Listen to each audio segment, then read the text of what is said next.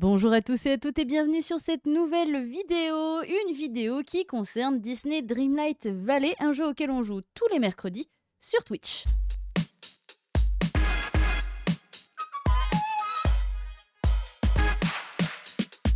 La dernière fois, on avait fait le tour de l'esplanade, de la forêt du courage, on était aussi allé sur les hauteurs gelées, glacées, je sais toujours pas comment ça se dit, et on avait fait aussi le tour de la prairie.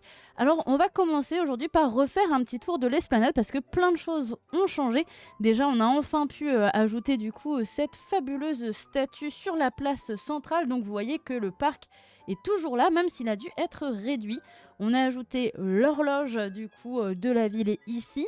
Et la zone commerçante où on avait Picsou a un peu changé. C'est-à-dire qu'ici, on avait à la base du coup la maison de Sully et de Bob. Et on a pu placer du coup cette boutique de Picsou.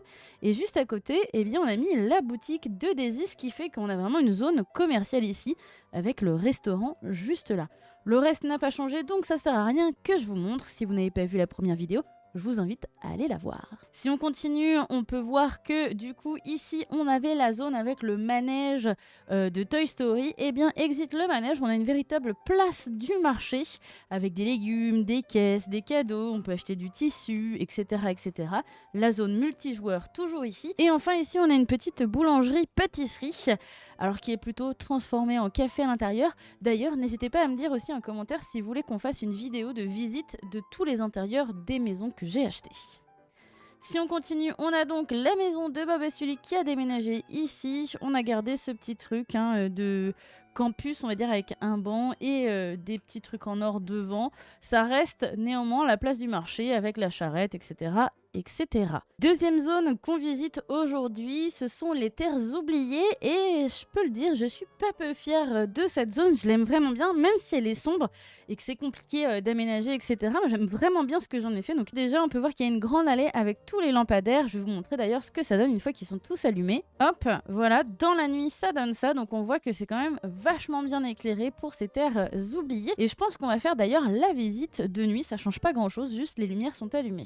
Alors quand vient tout de suite à gauche, on a le fameux puits de téléportation et ma maison de méchante. Voilà, je vous l'annonce, c'est ma maison de méchante. Si vous voulez voir l'intérieur, n'hésitez pas en commentaire, on fera une vidéo dédiée. Donc voilà, j'ai un petit lac pour moi-même et puis ma petite maison avec le toit violet. Si on traverse le jardin, on arrive évidemment à mon champ de citrouilles qui est immense. Je me suis permise de remettre du coup les petits trucs du marché, je trouvais ça sympa. Et si on continue ici, on a mis donc des barrières un petit peu en métal comme ça, un petit peu méchantes autour de la maison de l'oublié. Ici, du coup, on arrive à un camion que j'ai pu avoir avec le pack Stitch qui était à vendre avec des pierres de lune. C'était 4000 pierres de lune, si je dis pas de bêtises, tout le pack. Vous verrez, il y a un café, il y a des meubles, etc., etc. Donc j'ai mis le camion ici. Et en fait, il se trouve que c'est un peu le biome de véhicules. Et vous allez voir pourquoi. La maison de Daisy, ici, bon, ok, c'est un peu féerique pour être dans les terres oubliées, mais elle était violette et je trouvais que ça donnait bien. On a donc dans son jardin le fameux arbre avec les fruits dragons dedans, le petit tapis ici, et je pense qu'il faudra que j'aménage encore, mais j'ai pas encore trop de meubles à mettre à l'extérieur pour Daisy, donc on verra au fur et à mesure. La charrette ici de Cendrillon avec Marraine la Fée qui est pas loin. Quand je vous ai dit que c'était le biome des véhicules, c'est pas le seul puisque on a ici également la voiture de Monsieur Jack. Mais là n'est pas le propos. Voici déjà le jardin et la maison de Marraine la Fée. Et pas Marraine la Bonne Fée, puisque ça c'est dans Shrek, on me le répète assez souvent. Mais voilà, donc on a plusieurs fleurs. Ici, on est sur quelque chose d'un peu végétal, avec vraiment pas mal de buissons autour du lac. Et un jardin qui, du coup, fait le tour du lac. Je vais vous faire le tour, vous allez voir. Ici, en fait, on a des petits rochers qui nous empêchent d'aller sur les côtés. Et là, on a un petit jardin secret, en gros, avec des pommes, de quoi s'asseoir et des lampes un peu féeriques. Quand on revient ici, on a une zone un petit peu de pêche qui permet à Marraine la Fée de se nourrir dans ce biome qui est un petit peu, pas aride, c'est pas le mot, mais un peu déserté par la vie, quoi. Ici, entre les deux zones d'habitation, j'avais un petit espace, alors j'ai décidé de venir mettre un sol un peu terreux pour venir faire un petit parc et y mettre donc une fontaine Histoire de dire que en fait les habitants de ce biome-là se laissent pas mourir justement et profitent aussi de la vie. C'est pas parce que c'est sombre, c'est pas parce que c'est le biome des méchants normalement que c'est pas aussi plaisant à vivre. Donc on a quand même des poubelles de tri, une petite charrette pour avoir des cadeaux souvenirs et bien sûr le tout est éclairé. Impossible donc aux vilains de faire des mauvais tours ici. Enfin, vous vous en doutez, si le véhicule de Monsieur Jack est ici, c'est que sa maison n'est pas loin. Et là encore, on retrouve du coup ces fameuses grilles de méchants en fer forgé. Et quand on entre, eh bien, on a affaire à un jardin des plus halloweenesques, si on peut dire. On a quelques citrouilles qui illuminent le terrain, le bon sapin de Noël, du coup, un peu défraîchi de Monsieur Jack, son trône qui est ici entouré de citrouilles et sa maison qui est juste ici. Très belle maison d'ailleurs que j'aime beaucoup dans le jeu. Et moi je m'amuse à me raconter des histoires quand je fais les jardins des gens, etc. etc. Et je me suis amusée à me dire que Monsieur Jack, sous ses airs là de gros dur, de personnage froid, etc., eh bien c'était quelqu'un de très zen, qui avait d'ailleurs son propre jardin zen dans son jardin, voilà, dans son arrière-cour, on va dire. Et du coup, je me suis amusée à me dire que Monsieur Jack était là pour faire de la méditation. Voilà. Donc on retrouve quand même les éléments de décoration de Monsieur Jack, etc., etc. Voilà, en tout cas, pour ce biome qui finalement paraît immense, mais aménagé comme ça, fait bien plus petit. Je crois que j'ai réussi à combler un peu les espaces sans trop en mettre non plus, puisque le défaut que j'avais au début, c'était de mettre des buissons absolument partout. Et là, je crois qu'on s'en sort plutôt pas mal. Une fois encore, vous n'hésitez pas, vous me dites ce que vous en pensez dans les commentaires. Bon, comme on était dans les terres oubliées, j'hésitais à visiter ce biome-là parce que j'en suis pas encore 100% satisfaite. Mais je me suis dit, allez, on y va. Comme ça, si vous avez des suggestions, je suis carrément preneuse parce que je le trouve un peu fouillis. Et en même temps, j'avais envie d'avoir ce truc un petit peu plus sauvage. On est ici, du coup, sur le plateau ensoleillé. J'ai gardé la nature du plateau avec tous les grands arbres qu'on avait dès le départ. Je les ai bien sûr déplacés. Donc ici on va retrouver le grand lac central qui prend énormément de place et qui est vraiment en plein milieu. C'est pour ça que c'est un peu compliqué à aménager ici, mais bon, on a un biome divisé en deux parties. Donc sur cette deuxième partie, on va retrouver surtout beaucoup de bambous. J'ai essayé à chaque fois de faire aussi des végétations par espace dans les biomes. Une petite piscine avec une chaise table de pique-nique. Et un chemin avec les bananiers qui nous emmène dans la maison des Madrigal. Avec leur jardin, on a quelques cascades, des éléments de déco dans le jardin, de quoi faire un petit peu la fête ici avec cette immense maison. On peut le dire, on en a parlé du château de la Belle et la Bête, mais celle des Madrigal, elle prend vraiment pas mal de place.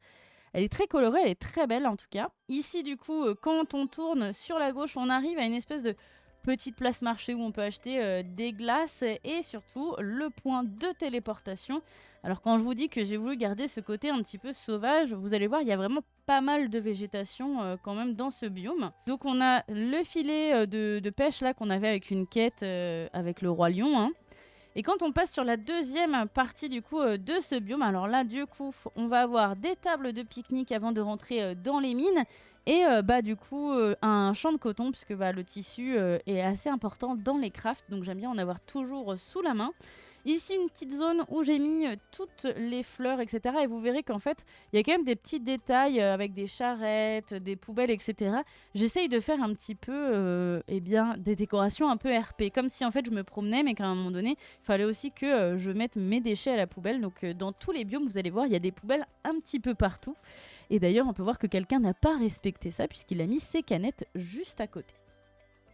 Donc si on continue, si on retourne vers la maison des Madrigal, on va retrouver ici un espèce de lac miniature avec du coup la statue immense derrière de Maui et une petite statue du coup de Nala aussi qui fait partie de quelques quêtes, mais ça fait un peu une zone temple que j'aime bien. Je trouve que ça trouve bien sa place ici. En plus, les tons vont bien avec ce qu'on trouve autour, voilà, les arbres, etc. Le sol, etc. Ces petites barrières là qui ont été compliquées à faire puisqu'elles utilisent beaucoup de bois sombre.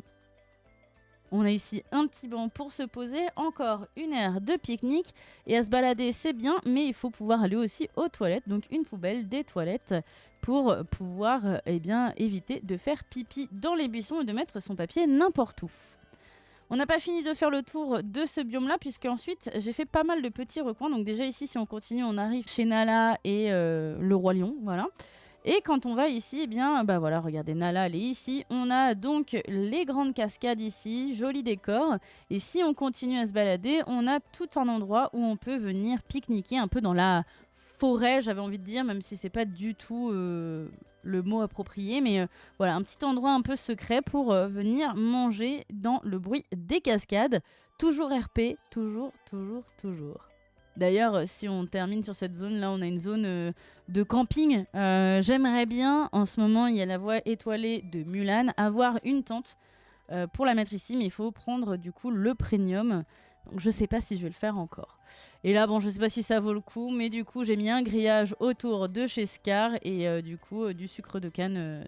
Je crois que c'est ça, hein, je crois que c'est des sucres de canne juste devant, histoire d'avoir une production aussi ici. Et enfin, pour ceux et celles qui se demandent par quoi on va terminer, eh ben par le bayou de la confiance. Alors le bayou est une zone un peu comme les terres oubliées qui est compliquée à meubler, qui est compliquée à aménager. Et je crois que j'ai réussi à faire un truc plutôt pas mal. Alors, je vous le montre même s'il n'est pas 100% terminé, parce qu'il y a une zone où il n'y a rien. C'est juste que pour l'instant, je suis en manque de bâtiments, j'attends d'avoir des nouveaux bâtiments, d'avoir pourquoi pas des nouveaux personnages pour les mettre là. Donc il est rempli, il est aménagé aux 3/4. Je suis assez fière de ce que j'ai réussi à en faire. C'était vraiment une zone où je détestais aller et maintenant j'adore y aller.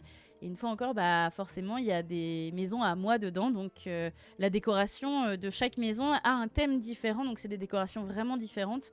Donc voilà, je crois que même si je vous demande votre avis, je vais la faire cette vidéo de décoration d'intérieur. Allez, sur ce, partons à la visite du bayou et on commence tout de suite avec, vous voyez, hein, l'arrivée. Ici, on peut arriver des deux côtés et du coup, j'ai mis ce sol terreux mais avec les bordures vraiment un peu partout, pour délimiter tous les espaces.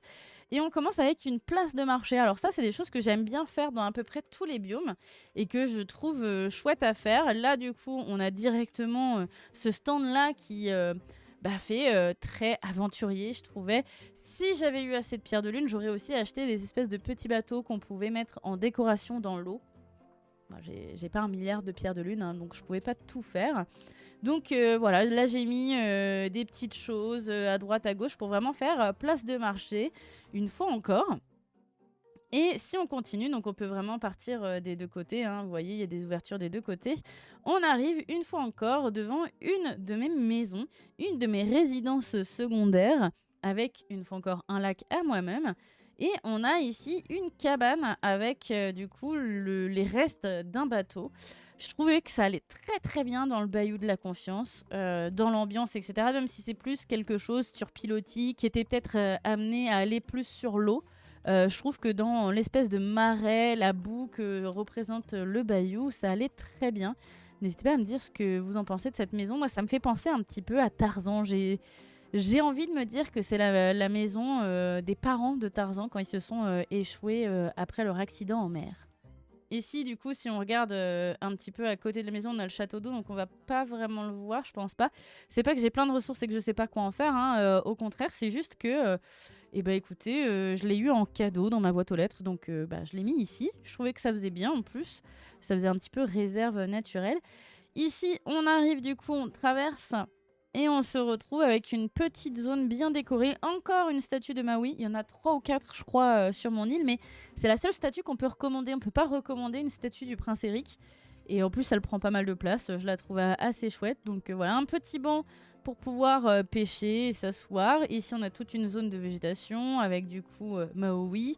Quelques petits détails ici et là. Et la même chose de l'autre côté. Sauf que du coup, on a donc des saules pleureurs, une petite fontaine et tout un mur végétal. Voilà, je vous laisse admirer de ce côté-ci. Et chemin qui nous fait arriver tout simplement chez Mulan. Voilà, Mulan qui a le droit à son petit jardin aussi, hein, son établi ici, son petit lac également. Et quand on va dans son jardin, eh bien, on peut voir pas mal de petits détails. Du coup, des meubles de Mulan, hein, avec cette baignoire, avec ses lances, ses petites armes, etc. Et bien sûr, les nouveaux arbres qui arrivent avec la mise à jour de Mulan. On peut continuer ici, on va arriver sur une place, pas centrale, mais une petite place avec des bancs, une nouvelle horloge et surtout une zone derrière avec des arbres et une cabane pour lire. Vous allez voir, il y a un chemin pour y aller puisqu'ici on n'a pas du tout accès à cette cabane. Ici, bon, j'ai pas aménagé cette île où on a du coup la mer Grotel, si je dis pas de bêtises. La mer Gothel, pas Grotel. Mais voilà, et puis ici, bah, du coup, j'ai mis le petit établi de Christophe. Je trouvais ça bien, puisqu'on a encore, j'ai encore fait une petite zone pas commerciale, mais voilà, on fait avec les crafts et les meubles qu'on a. Nouvelle clôture également, on a fait des petites choses comme ça, les nouveaux arbres, je trouvais ça très joli. Et surtout, quand on regarde du coup en profondeur avec la perspective, je trouve que ça fait vraiment pas mal. Et on arrive donc du coup à cette immense fontaine qui est très compliquée à placer puisqu'en fait quand on la pose, elle enlève le sol qui est en dessous. Donc je l'ai mise ici pour vraiment faire une espèce de point de départ aussi à ce que j'avais aménagé puisque le reste est vide. Donc j'attends de voir ce que je vais pouvoir mettre ici. Néanmoins on a le petit chemin ici qui mène donc à notre zone avec la cabane, etc. que je trouve très mignonne. Hop. Et du coup, il faudrait que j'en recommande pour au moins le terminer, aller jusqu'ici. Ici, on verra, il y aura forcément de la végétation, mais j'attends de voir s'il n'y a pas un bâtiment ou quelque chose que je pourrais mettre ici. On revient du coup sur nos pas avec la maison en bonbons ici. Pareil, chacun a le droit à un peu son petit lac, j'ai l'impression. On a d'ailleurs le puits de téléportation qui est aussi dans ce jardin. Et enfin, du coup, la maison aussi d'Ursula, je crois qu'elle s'appelle comme ça, oui, que j'ai mis ici avec, je sais pas, une symétrie, le siège d'Ursula. On a aussi, du coup, des chaudrons.